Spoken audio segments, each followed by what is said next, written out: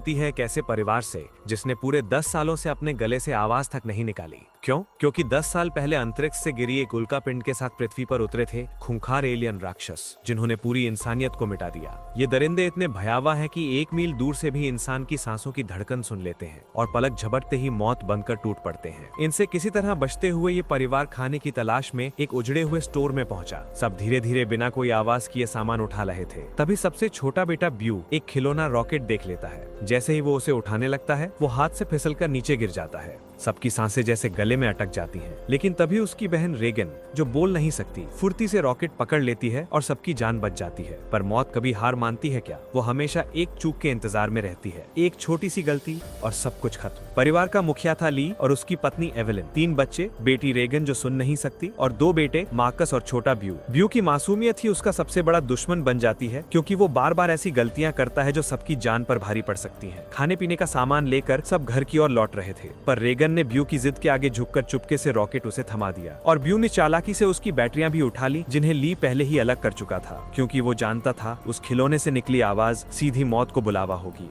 सब लोग एक लाइन पर चल रहे थे। ये लाइन रेत से बनी थी जो उनके घर तक फैली हुई थी। वे नंगे पांव उस पर चलते थे ताकि जरा सी भी आहट ना हो, लेकिन उन्हें क्या पता था कि उनके पीछे पीछे मौत भी उन्हीं कदमों पर चल रही थी। ब्यू बेहद खुश था। उसने रॉकेट में बैटरियां लगाईं और अचानक उसमें से संगीत बज उठा। रेगन तो सुन ही नहीं सकती थी, इसलिए उसका ध्यान नहीं गया, पर ली और एवेलिन जैसे ही आवाज सुनते हैं, उनका खून जम जाता है। अगले ही पल जंगल की खामोशी चीरता हुआ एक दरिंदा ब्यू की ओर बढ़ता है। ली पूरी ताकत से दौड़ता है, लेकिन उस राक्षस की रफ्तार गोली से भी तेज थी और एक ही पल में ब्यू को मौत निगल जाती है। 1 साल गुजर चुका है। परिवार अब इन हालातों में जीना सीख चुका है, लेकिन ये खामोशी अब और भी जानलेवा होने वाली थी। ली ने अपने घर में एक रिसर्च रूम बना लिया था, जहां उसने उस मॉन्स्टर के बारे में पूरी जानकारी हासिल कर ली थी। यह हमें पता चलता है कि वो खौफनाक मॉन्स्टर, जो बिल्कुल धीमी सी आवाज को भी कई किलोमीटर दूर से डिटेक्ट कर लेता है। अच्छी बात ये थी कि वो मॉन्स्टर पूरी तरह से अंधे थे, लेकिन उनकी सुनने की ताकत इतनी तेज थी कि वे हवा में जरा सी वाइब्रेशन और धीमी से धीमी आवाज को भी महसूस कर सकते थे। अगर कोई इंसान जोर से सांस भी ले तो उसे भी महसूस करके ये मॉन्स्टर बिजली की रफ्तार से उसकी ओर दौड़ पड़ते थे और उस इंसान को कुछ ही सेकंड में खत्म कर देते थे। साथ ही साथ इन मॉन्स्टर्स की चमड़ी लोहे से भी ज्यादा मजबूत थी, जो उन्हें बंदूक की गोली और किसी भी हथियार से प्रोटेक्ट करती थी। दरअसल आज से 1 साल पहले ये मॉन्स्टर्स स्पेस से आए एक मेट्रॉइड के जरिए इस धरती पर आए थे। ये मॉन्स्टर्स इतने ज्यादा तेज रफ्तार थे कि कुछ ही वक्त में ये पूरी धरती में फैल गए थे और इस दुनिया से लगभग सभी इंसानों का नामो निशान मिटा दिया। इन मॉन्स्टर से बचने का सिर्फ एक ही तरीका था, और वो था बिल्कुल शांत रहना, जो कि ली और उसकी फैमिली ये राज जान चुके थे। इसलिए उन्होंने खुद की पूरी तरह से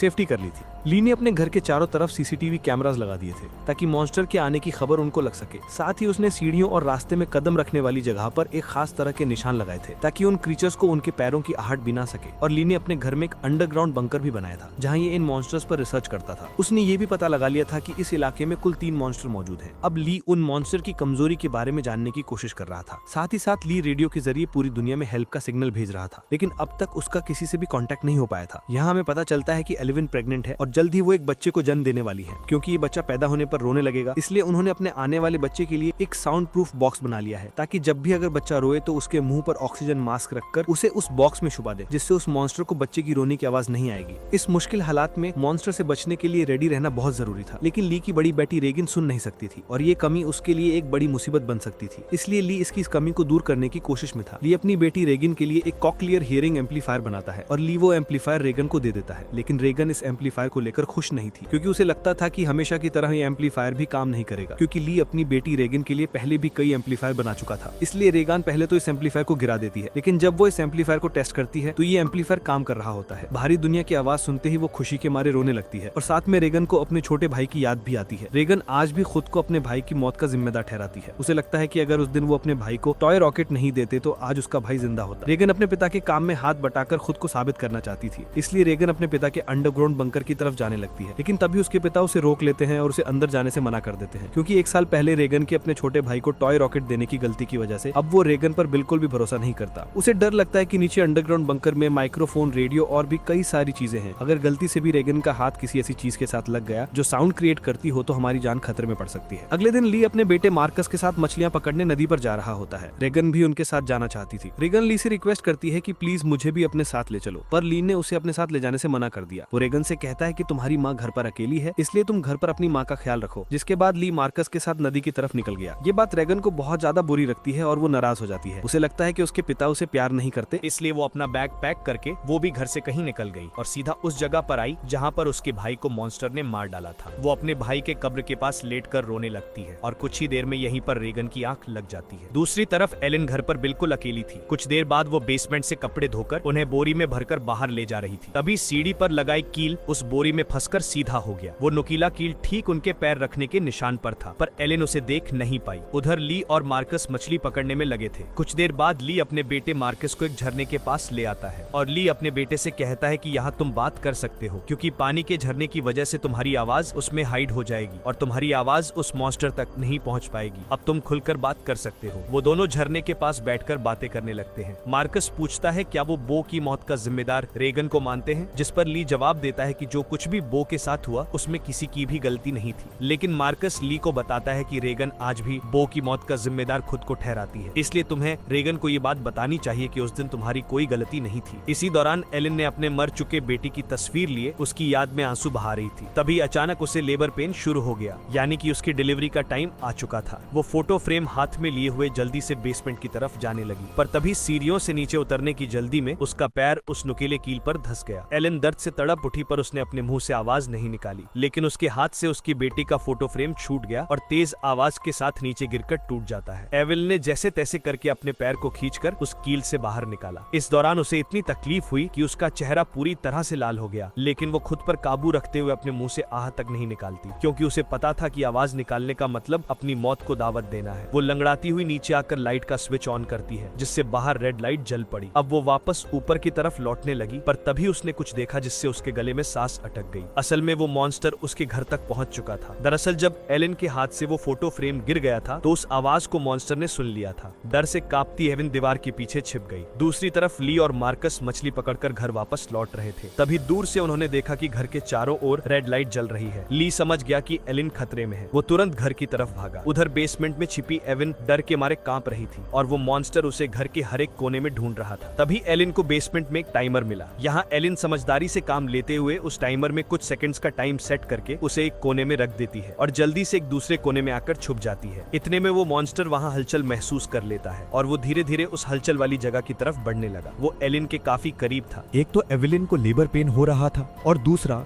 उस मॉन्स्टर का डर था, लेकिन एवेलिन अपने आप को पूरी तरह से कंट्रोल करके बिल्कुल चुपचाप बैठ जाती है। सिर्फ 10 मिनट में तुमको अपने फीस की जिसे सुनते ही वो मॉन्स्टर तेजी से उस डायरेक्शन में भागा। मौके का फायदा उठाते हुए एवेलिन जल्दी से अंडरग्राउंड बेसमेंट से बाहर निकली, पर वो जैसे ही मेन डोर से बाहर निकलने वाली थी तो उसने देखा कि एक और मॉन्स्टर घर के बाहर यहाँ वहाँ घूम रहा है, इसलिए इवलिन वहीं पर दीवार के साथ छिप गए। उधर ली मार्कस के साथ दूर से ये सब कुछ देख रहा था। ली समझ गया कि अगर मैं अपनी बीवी को बचाने के लिए घर पर जाऊंगा तो मैं अपनी बीवी को बचाने की बजाय हम दोनों की जान जा सकती है, क्योंकि उस मॉन्स्टर की बॉडी इतनी सख्त है कि उसे बंदूक से मार पाना इम्पॉसिबल है। इसलिए वो अपने पहले से बनाए हुए एक प्लान पर काम करने लगा। ली ने जल्दी से मार्कस को टॉर्च दिया और उसे जल्दी फ्लेयर रॉकेट चलाने को कहा, जो उन्होंने घर से दूर एक जगह पर पहले ही वहां सेट कर रखे थे। जिसके बाद मार्कस तेजी से रॉकेट की तरफ भाग निकला। दूसरी तरफ एवेलिन ऊपरी मंजिल में मौजूद बाथ टब में भाग आई। वो बहुत ज्यादा तकलीफ में थी। अब वो और ज्यादा देर तक बच्चे को रोक नहीं सकती थी। वो बस बच्चे को जन्म देने ही वाली थी कि उसकी सिसकियों की आवाज को महसूस करता हुआ वो मॉन्स्टर बाथरूम के करीब आ चुका था। एवेलिन को समझ आ चुका था कि अब जिंदा बच पाना नामुमकिन है। तभी उधर मार्कस ने रॉकेट्स चला दिए, जिससे आसमान में तेज आवाज के साथ फ्लेयर्स शुरू हो गए, जिसे सुनकर वो मॉन्स्टर एवेलिन को यहीं पर छोड़कर तेजी से उस आवाज की तरफ भागा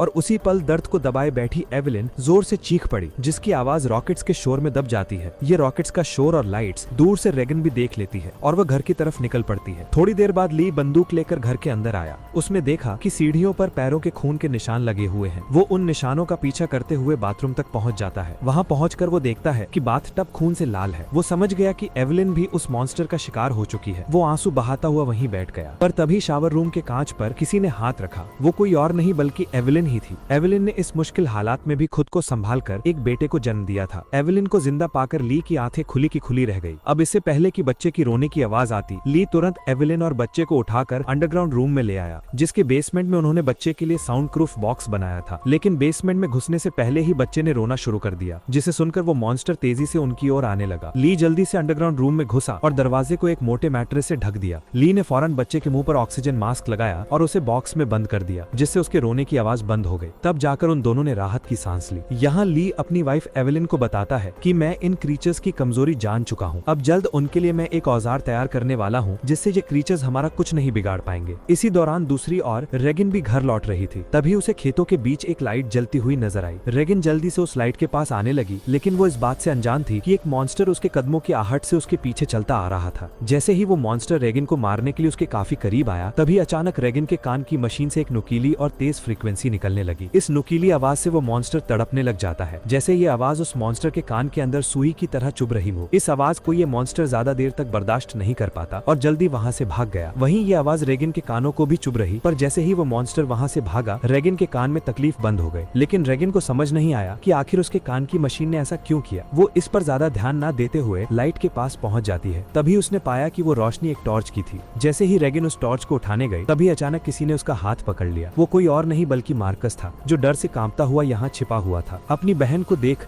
मार्कस की घबराहट दूर हो गई। वो रेगिन से कहता है कि मैं झाड़ियों से छुपकर तुम्हें देख रहा था, तुम्हारे पीछे वो मॉन्स्टर भी आ रहा था। लेकिन पता नहीं वो मॉन्स्टर तुम्हारे करीब आते ही अचानक भाग गया। ये सुनकर रेगन बहुत ज्यादा डर जाती है, क्योंकि उसे ये भी पता नहीं था कि उसके पीछे मॉन्स्टर आ रहा है। वहीं दूसरी तरफ एवलिन को अपने बच्चों की चिंता हो रही थी। वो ली से कहती है, मुझे डर लग रहा है कि कहीं उस मॉन्स्टर ने मेरे बच्चों को खा नहीं लिया हो, तुम जल्दी से मेरे बच्चों को ढूंढ लाओ। इसीलिए ली अंडरग्राउंड रूम में अपनी वाइफ और बच्चे को सुलाकर वहाँ से बाहर निकलता है। पहले वो यहाँ वहाँ खतरा ढूंढने लगता है, मगर अब वो मॉन्स्टर भी वहाँ से जा चुका था, पर उसने पूरा घर तहस नहस कर दिया था, जिससे वहाँ मौजूद पानी का एक पाइप भी टूट गया था और पानी सीधा नीचे अंडरग्राउंड रूम में जा रहा था। लेकिन ली का इस पे ध्यान नहीं गया और वो बच्चों को ढूंढने खेतों की ओर निकल पड़ा। इस दौरान उधर मार्कस और रेगन अनाज रखने वाली टंकी के ऊपर छिपे हुए थे और आग लगा लेते हैं, ताकि इस आग को देखकर उनके पिता यहाँ आ जाएं। ली भी अपने बच्चों को यहाँ वहाँ ढूंढने लगता है। कुछ देर बाद पानी के शोर से एवलिन की आंख खुल जाती है। उसने देखा कि पूरा बेसमेंट पानी से भर चुका था। पानी ऊपर से झरने की तरह बहकर नीचे आ रहा था। इतने में एवलिन की नजर अपने बच्चे की बॉक्स पर पड़ी। वो बॉक्स खुला हुआ था, पर वहाँ से बच्चे की जरा सी भी आवाज नहीं आ रही थी। एवलिन जैसे ही बॉक्स के पास जाने लगी, तभी उसे बॉक्स के पास ही सामने से एक मॉन्स्टर नजर आया। उसे देखकर एवलिन बहुत ज्यादा घबरा गई। एवलिन को लगा कि शायद मॉन्स्टर ने उसके बच्चे को खा लिया है, क्योंकि एवलिन को वो बॉक्स तो नजर आ रहा था, लेकिन वो बॉक्स उससे काफी दूर था। इसलिए वो बॉक्स के अंदर देख नहीं सकती थी कि बच्चा अभी भी जिंदा है या फिर मॉन्स्टर ने उसे खा लिया। इसलिए वो धीरे धीरे बॉक्स की तरफ बढ़ने लगी। तभी वो मॉन्स्टर भी पानी में उतर जाता है। लेकिन एवलिन जब बॉक्स के करीब पहुंची तो उसने देखा कि उसका बच्चा सही सलामत है। बदकिस्मती से बच्चे ने आवाज नहीं किया था, जिस वजह से उसकी जान बच गई थी। वो अपने बच्चे को लेकर एक कोने में आकर चुपचाप खड़ी हो गई, पर वो मॉन्स्टर मौत बनकर एवलिन के पास ही मंडरा रहा था। अगर बच्चे के मुंह से जरा सी भी रोने की आवाज निकलती तो उनकी मौत पक्की थी। दूसरी तरफ रेगन और मार्कस अपने पिता का इंतजार करते करते थक चुके थे। रेगन को लगता है कि उनके पिता उन्हें बचाने के लिए नहीं आएंगे। अब वो अकेले ही घर जाना चाहती थी, लेकिन मार्कस को अपने पिता पर पूरा यकीन था। अपनी बहन को जाता देखकर मार्कस उसे रोकने की कोशिश करता है, लेकिन जैसे ही वो अपनी बहन को रोकने के लिए आगे बढ़ता है तो अनाज की टंकी का दरवाजा खुलकर वो उसके अंदर गिर जाता है। गिरते वक्त मार्कस के मुंह से तेज आवाज निकल जाती है, जिसे सुनते ही वो मॉन्स्टर जो एवलिन को घर में ढूंढ रहा था वो फौरन उस आवाज के पीछे भाग पड़ा, जिससे एवलिन तो बच गई, लेकिन अब मार्कस की जान खतरे में पड़ गई। अनाज से भरी वो टंकी दलदल की तरह थी, जिसके अंदर फंसा मार्कस बाहर आने के लिए जितना जोर लगा रहा था उतना ही वो उसके अंदर धंसता जा रहा था। यहाँ रीगन टंकी का दरवाजा तोड़कर उसे नीचे अनाज में फेंक देती है और खुद भी टंकी में कूद जाती है। मार्कस जैसे ही अनाज में डूबने वाला था, रीगन उसे पकड़कर बाहर निकाल देती है और ये दोनों दरवाजे के ऊपर बैठ जाते हैं, जिससे उनकी जान बच जाती है। लेकिन इन दोनों की हलचल को मॉन्स्टर ने सुन लिया था, इसलिए वो मॉन्स्टर खेत के रास्ते से तेजी से होते हुए टंकी की तरफ बढ़ता है। ली मॉन्स्टर को तेजी से टंकी की तरफ जाता हुआ देखकर समझ जाता है कि उसके दोनों बच्चे अनाज की टंकी के पास है। रीगन ने मार्कस की जान तो बचा ली थी, लेकिन उसका कोई फायदा नहीं होने वाला था, क्योंकि इतने शोर शराबे के बाद मौत का साया तेजी से उनकी तरफ बढ़ रहा था। अगले ही पल वो मॉन्स्टर भी टंकी के अंदर कूद पड़ा। वो उन दोनों को मारने के लिए जैसे ही आगे बढ़ा, तभी रीगन के कान की मशीन से एक बार फिर एक नुकीली आवाज निकलने लगी। ये आवाज उस मॉन्स्टर के लिए बहुत ही ज्यादा पेनफुल होती है, इसलिए वो बिना उन्हें मारे वहाँ से निकल जाता है। रीगन और मार्कस मौत के मुंह से बाल बाल बच गए और टंकी से बाहर निकल आए। बाहर ली भी उन्हें ढूंढता हुआ आ पहुंचा था। वो अपने बच्चों को सही सलामत देखकर बहुत खुश होता है। इस दौरान एवलिन भी ये सब कुछ सीसीटीवी रूम से देख रही थी। तभी ली को पता चलता है कि अभी भी वो मॉन्स्टर यहाँ आसपास है। उसने बच्चों को फौरन सामने मौजूद गाड़ी की ओर भेज दिया और खुद एक कुल्हाड़ी उठाकर आसपास नजरें दौड़ाने लगा, लेकिन वो क्रिएचर ठीक उसके ऊपर होता है। ली जैसे ही पलटकर पीछे देखता है, वो मॉन्स्टर उसे अपने पंजे से मारकर दूर फेंक देता है। अपने पिता को तकलीफ में देखकर मार्कस ली को आवाज देने लगता है। आवाज सुनकर मॉन्स्टर को मार्कस की पोजीशन का भी पता चल जाता है। वो मॉन्स्टर अब मार्कस और रेगन की तरफ बढ़ने लगा, लेकिन तभी एक बार फिर रेगन की कान की मशीन से फ्रीक्वेंसीज निकलने लगी। वो आवाज रेगन को भी चुभ रही थी, इसलिए रेगन ने अपनी कान की मशीन को ही ऑफ कर दिया। लेकिन ये उसकी सबसे बड़ी गलती थी। इस मशीन से जो फ्रीक्वेंसी निकलती थी वही फ्रीक्वेंसी उस मॉन्स्टर की कमजोरी थी, जिसे वो बिल्कुल भी बर्दाश्त नहीं कर सकता था। लेकिन अनजाने में रेगन ने मशीन को बंद करके अपनी ही मौत को दावत दे दी। अगले ही पल वो मॉन्स्टर कार पर झपट पड़ा और मार्कस तक पहुंचने की कोशिश करने लगा। इसी दौरान उधर ली होश में आ गया। अपने बच्चों को खतरे में देख वो समझ गया था कि मॉन्स्टर से लड़कर वो कभी भी मॉन्स्टर को मार नहीं सकता, इसलिए अब उसे सिर्फ एक ही रास्ता नजर आया। उसने रेगन को इशारों में बताया कि मैं तुमसे बहुत ज्यादा प्यार करता हूँ, मैंने तुम्हें कभी भी बो की मौत का जिम्मेदार नहीं ठहराया है और मेरे होते हुए तुम्हें कुछ नहीं हो सकता। जिसके बाद ली जोर से चिल्लाने लगा। उसे सुन वो मॉन्स्टर ली की तरफ दौड़ पड़ा और एक ही झटके में उसे चीर फाड़ कर रख दिया। अपने पिता को मरता हुआ देखकर रेगन को बहुत ज्यादा दुख होता है, क्योंकि पहले उसे लगता था कि उसके पिता उससे प्यार नहीं करते, लेकिन अब उसे रियलाइज हुआ कि वो गलत थी। ली को मारने के बाद वो मॉन्स्टर वहाँ से चला जाता है। दूसरी तरफ एलिन भी ये सब कुछ सीसीटीवी के जरिए देख रही। तब रेगन उसी वक्त गाड़ी स्टार्ट करके अपने भाई के साथ घर आ पहुँचती है। एलिन ने अपने बच्चों को सही सलामत देखते ही सीने से लगा लिया। तभी एलिन ने देखा कि वो मॉन्स्टर एक बार फिर से उनकी तरफ आ रहा है। जिसके बाद ये लोग जल्दी से घर के अंदर चले जाते हैं, जहाँ मार्कस और रेगन अपने छोटे भाई को देखते हैं। रेगन देखती है कि उसके फादर उसके कॉकलियर इम्प्लांट के लिए कितनी मेहनत कर रहे थे। अब वो अपने फादर को बहुत ज्यादा मिस करने लगती है। कुछ देर बाद वो मॉन्स्टर उनके घर घुस आया। एलिन यहाँ बंदूक तान कर उसके सामने खड़ी हो गई। एलिन के पास बंदूक तो थी, पर वो जानती थी कि उसकी